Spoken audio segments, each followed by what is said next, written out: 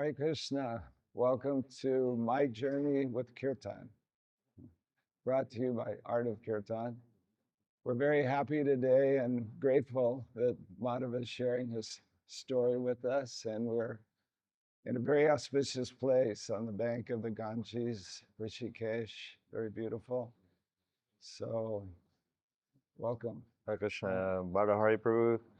Thank you for having me. I'm so honored to share some humble experiences, in my Kirtan journey. I think your life with Kirtan probably began in the womb, right? Maybe. Almost. I was, my parents became devotees when I was 5 years old, and they gave me my first mridanga when I was 5. Wow. So, this Kirtan journey started with the blessings of my parents. Our parents are the first guru, so I'm very deeply grateful to my mother and my father. My father just passed away a couple of weeks ago, but I was so happy I could serve him, by chanting for him, just 10 minutes before he passed away. But, coming back to the point, mridanga, that gift when I was 5 years old, changed my life, basically. I always wanted to be a mridanga player when I was growing up. When I was 8 years old, I used to listen to a different kirtan cassettes. At that time, we had cassettes. Cassettes, yeah. Yes. And especially, I used to listen to Vyasaki Prabhu, his old kirtans. And I would listen particularly to the mridanga, because that really attracted me, the rhythm, the beats, and I would try to copy the mridanga beats. And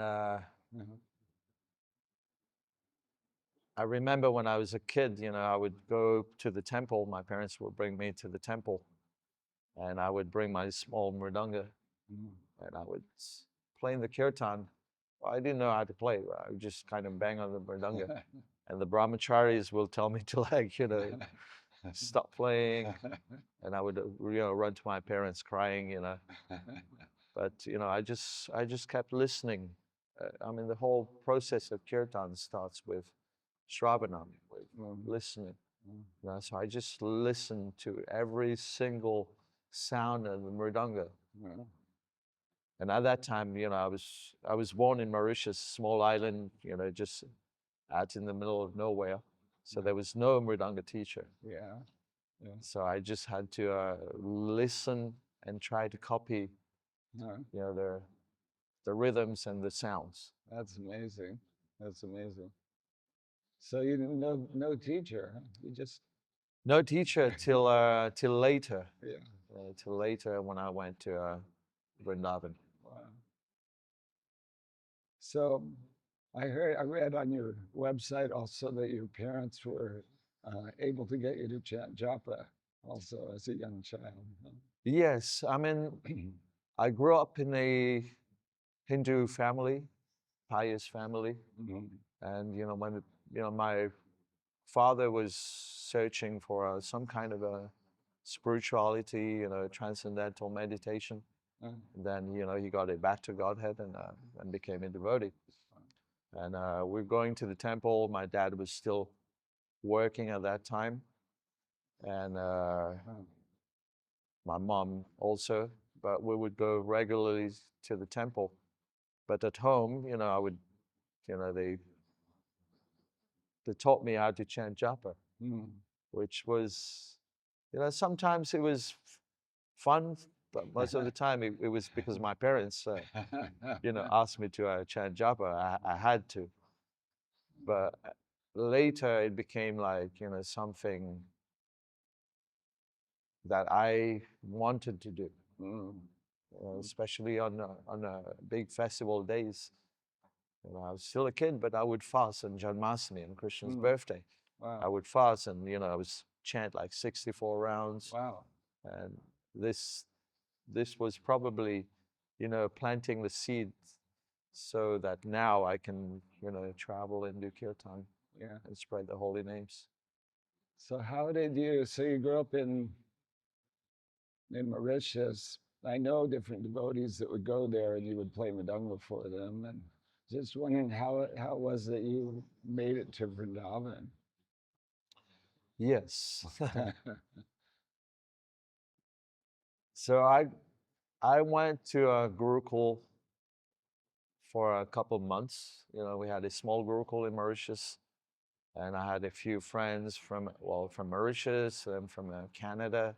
Kaladas Prabhu and Yashomati Mataji's kids were together in the Gurukul. But then I was one of the older kids, so I had to go to Karmi school. But kirtan was always something that attracted me. I always respected kirtan, although, going through teenage, doing, whatever teenagers do, rebelling and doing crazy stuff. But, I always respected kirtan. And that's what really kept me alive. But also I was going to one of the most prestigious British school in Mauritius. And I was studying chemistry and physics. Wow. Very boring. Very, very boring. And I grew up, with Mridanga. I'm an artist. And chemistry and physics didn't go well together. So when I was 18, I decided to just leave school. I didn't finish my studies, but that was for a reason. Krishna had a greater plan.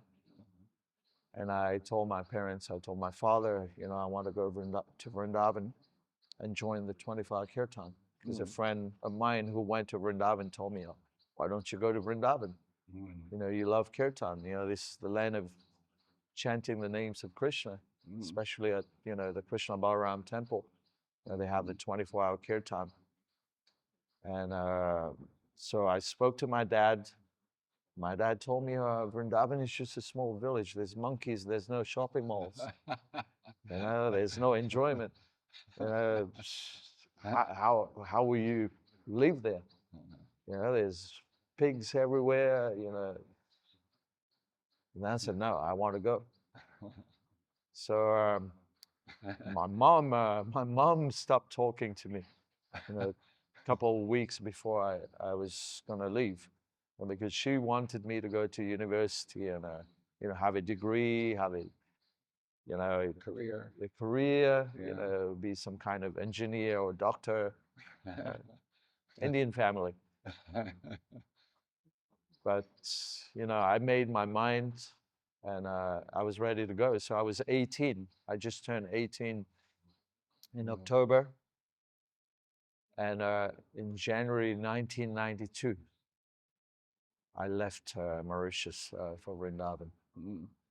It was the first time I left the country. Wow. Oh. So that must have been, what was that like getting to Vrindavan? And you met Indra then right away, I think, huh?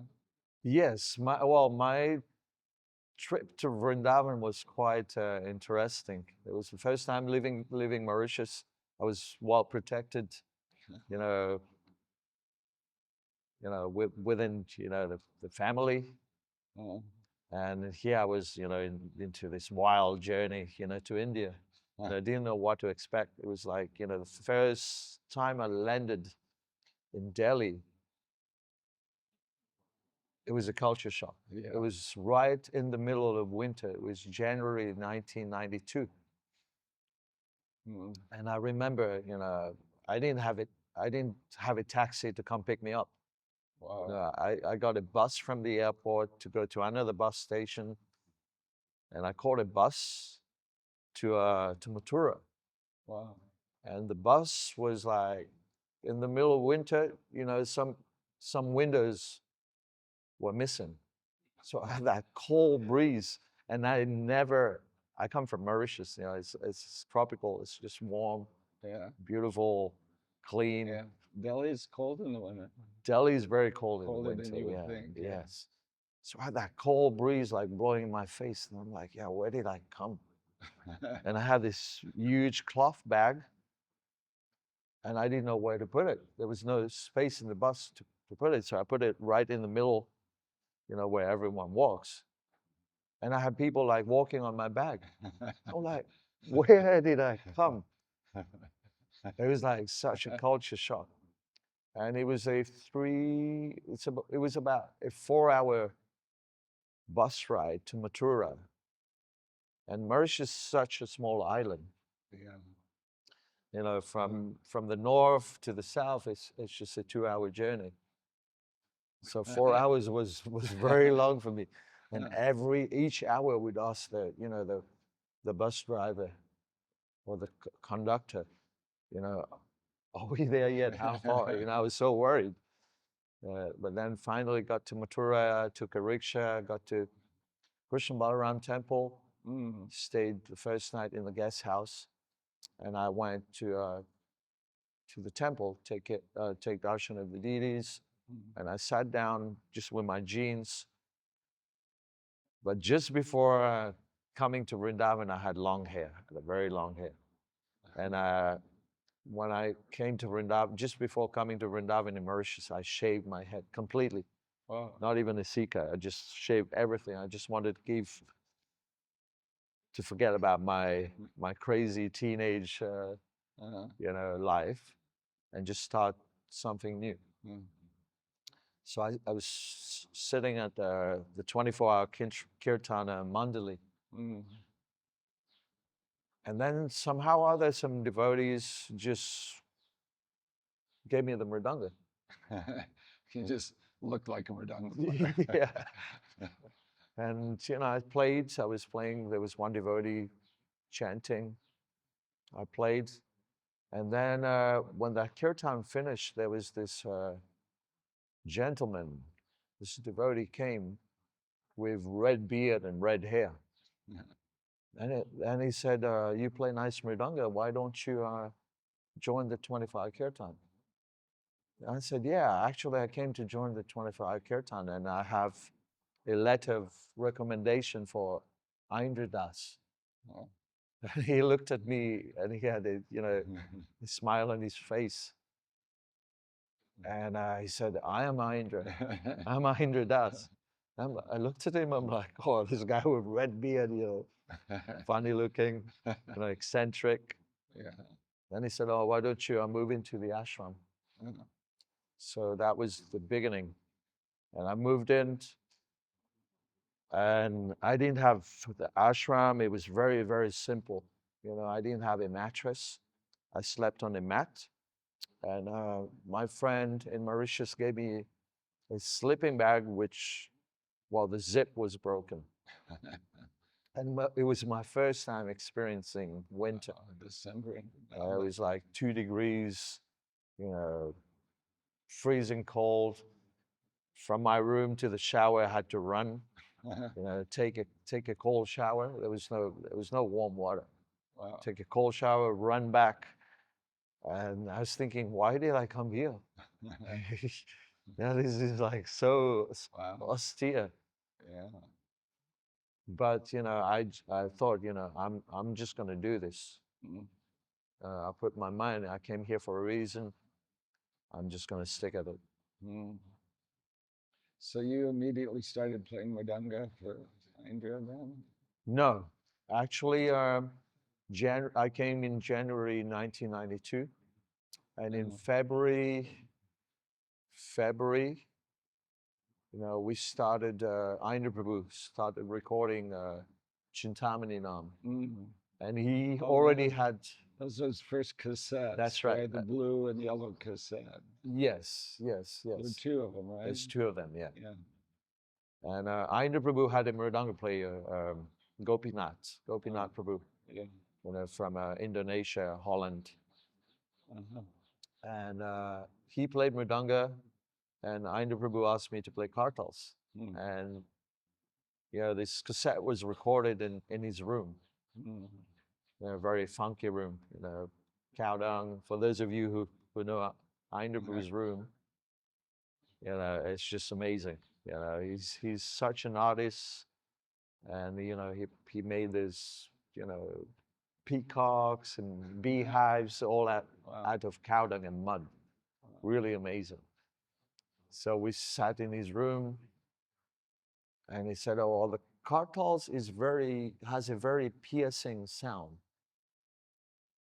And in Vrindavan they have those kind of chairs, made out of these bamboo with a rubber tire around it, and it was hollow inside.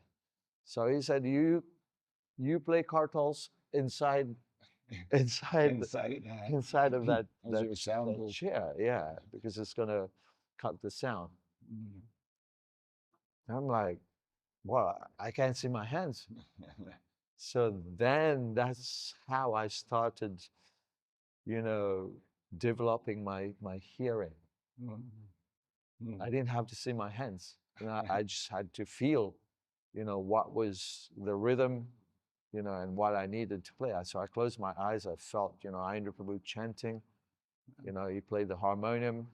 I played the kartals. The mridanga was Gopinath Prabhu was playing mridanga, and I was playing kartals in this underneath this chair in this hollow thing without seeing my hands. So that was the first recording of Chintamani.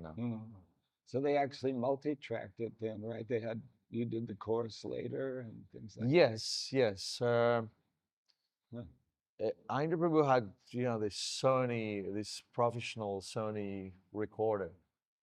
And then he added, a couple of other tracks. But then later on, this was like, actually Chintamani Nam was quite basic and simple. But then later Vrindavan mellows came. So those were a little bit more complex. So you played for the Vrindavan Mellows. Yes, I played for the 3 Vrindavan mellows. Then there was prayers to the dust of Raja, and then 2 of Raja Vilas. So I was the drummer. I was the kartal player. I played the shakers. Basically the rhythm.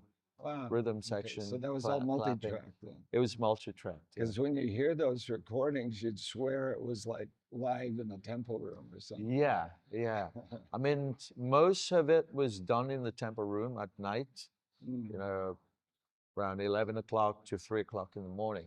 Yeah. That's when we'd record Vrindavan mellows. Wow. Those are revolutionary recordings. Yeah, definitely. Wow. So you were also at that time, you also had your own kirtan slide, right? You were learning to lead kirtan, sing kirtan at that time. Well, not really lead kirtan. I was not. It was not my intention to lead kirtan, but somehow that happened to be like part of my service. I was actually a drummer. I was Ainda Prabhu's drummer, and but I never really liked to be in the crowd. I was shy, and that's why I told Ainda Prabhu, "Can I please do the night shift?" What we call the graveyard shift. The graveyard shift. From 10 o'clock. Well, you could choose. You could either choose from 10 to 1 or 1 to 4:30. But I chose the whole 6.5 hour shift. You would do, normally the devotees would do 6 hours of kirtan, right? They'd break it up 3 and 3. That's right. Yeah. Everyone who stayed in the temple, they had to do 6 to 8 hours of service. And on the 24-hour kirtan, our seva was 6 hours, either 3 hours in the morning or 3 hours in the afternoon. 2 shifts. But I just chose to do like, one long shift, Wow. from 10 to 4:30 in the morning. So what? And you did 1 year like that, is that right? That was your Yes, I kind of did. like a vreta you took. Yes, that was 1 full year. And it was quite challenging. I was 19 years old. Wow. A lot of passion. And the night shift meant there was no one around, just maybe a few crickets. And of course, Gornitai, Krishna Balaram, Radhesham were there. Yeah. They always there. But there was no crowd, no one around. Wow. And you had a madanga player, or you were just singing by yourself? Most of the time, I was just alone. Wow. Sometimes, there was this devotee from South India. He would come and join once in a while, and Wow. the mridanga beat that he knew was just 1, 2, 3, 1, 2, 3. Oh, It's that's just what like he playing played. kartals in the mridanga. That's what he played. That's what he played. Oh my gosh. And I knew only one melody, which this friend of mine from Nepal showed me. Wow. That was the first ever melody I learned on the harmonium. I have to say, it's a great melody. Thank you. If you got to only know one, it's a pretty good melody. We'll put a link so you can hear this melody. So you would sing that for 6 hours.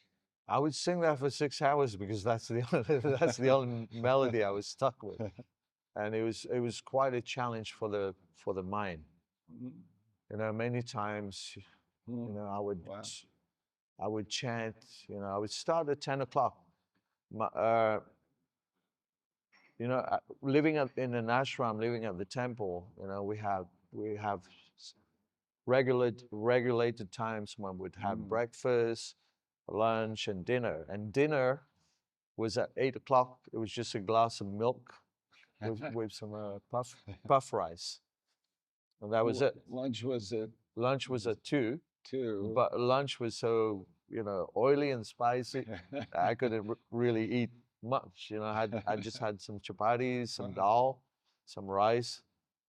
Wow. The sabji was floating in oil, so I would kind of stay away from the sabji.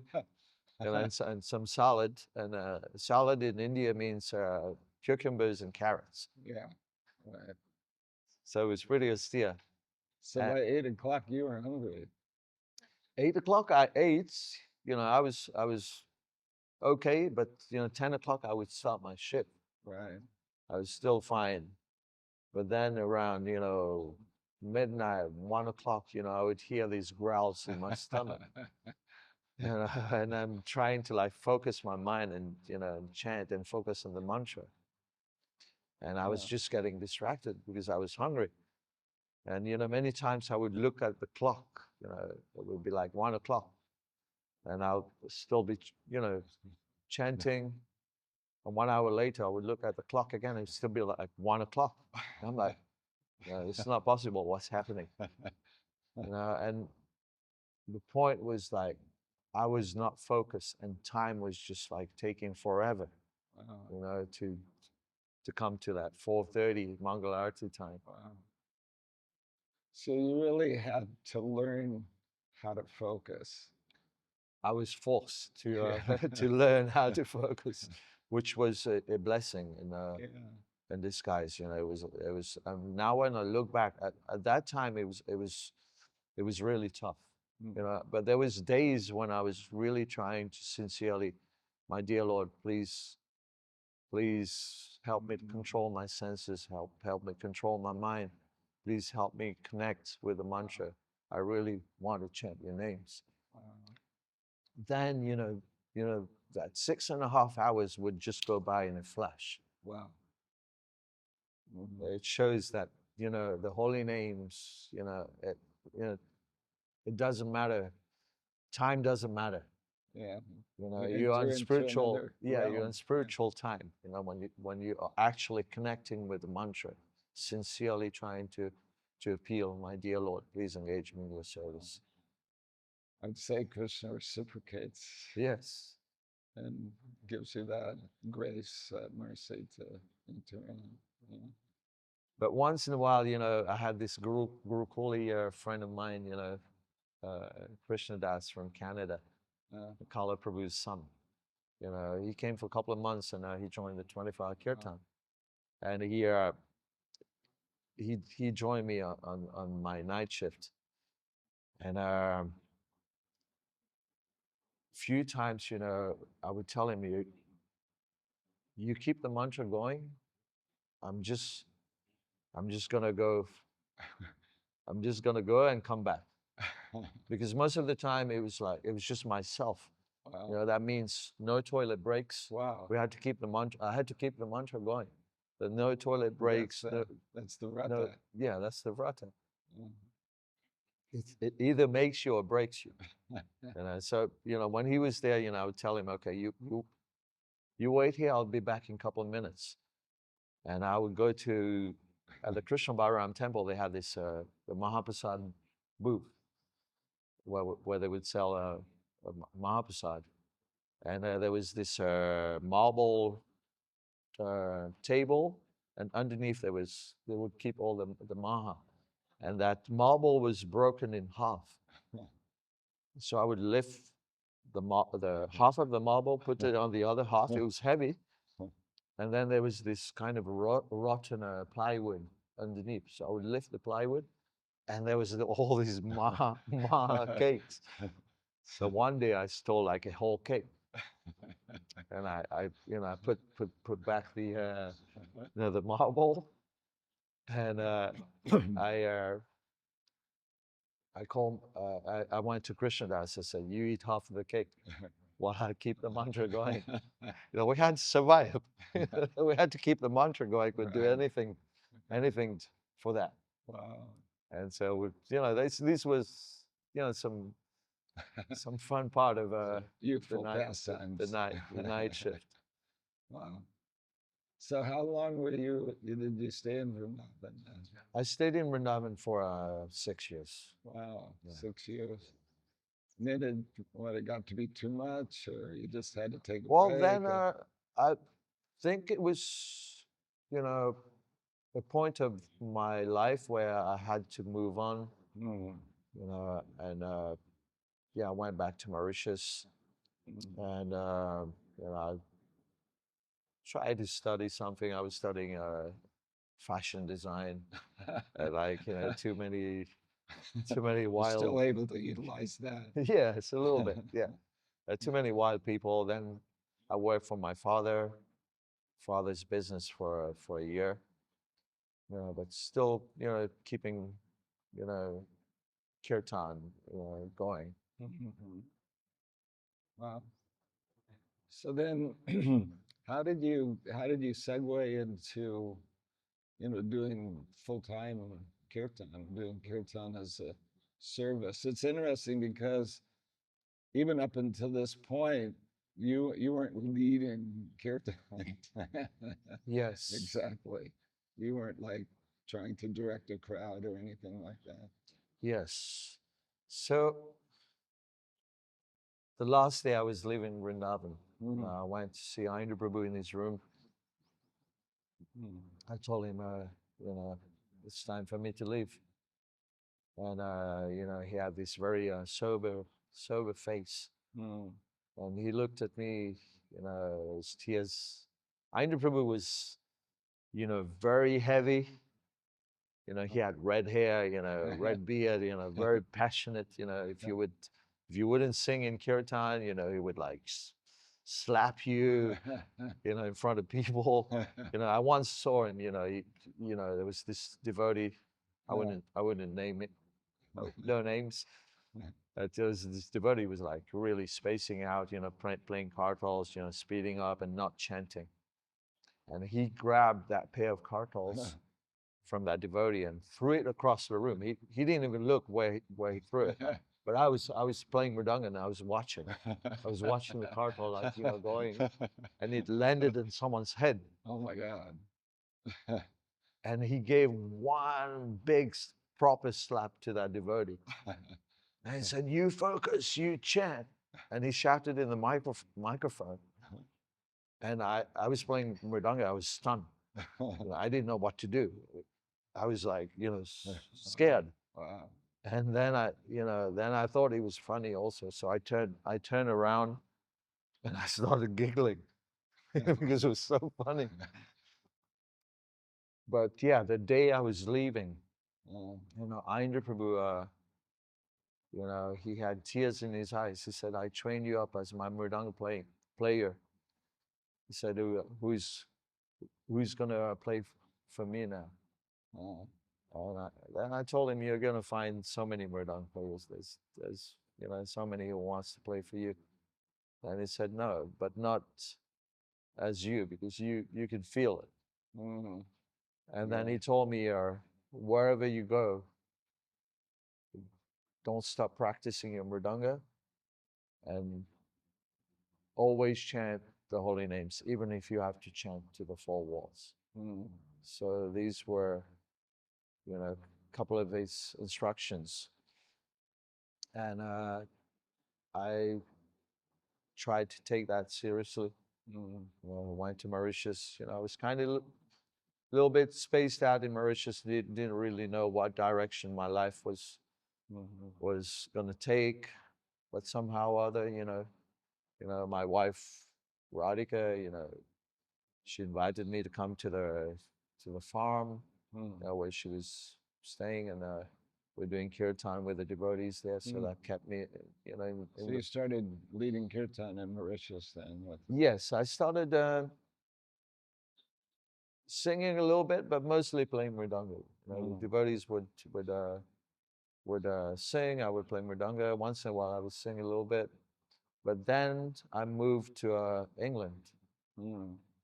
and over there we sat down, with a few Gurukuli friends, and Radhika. Radhika was actually leading kirtan. I played mridanga, and once in a while I would sing. Mm. And then they gave us this empty slot on a Sunday Mm. from 2 to 4. There's no people, Nobody's there. no one's there, Yeah. but the deities are there. Yeah. So you were happy. I was happy. I was there with my friends.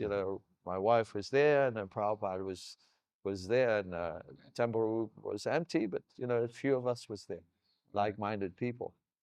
Then we started doing this kirtan, and then after a couple of months, the temple room, that time we're doing kirtan, the temple room was packed, Wow. fully packed. Mm. People were just coming for that slot. Mm. And yeah, that's basically how it started. And then I got in touch with Shivaram Swami.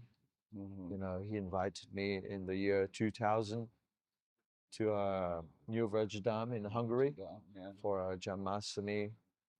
And yeah, that's how I started traveling to do kirtan. So your kirtan style, I would say, is unique. At that time, I mean, actually in those days, kirtans were like 20 minutes.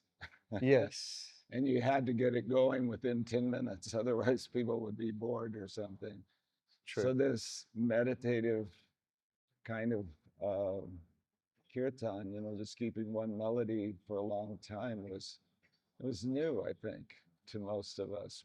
It was new, but it was from the night shift. Mhm. Because I knew only one melody, so I had to sing that melody for long hours, Yeah, and it kind of molded, that style yeah. of kirtan, of just you know connecting with the mantra rather than focusing on the many changes in rhythms or melodies. Mhm.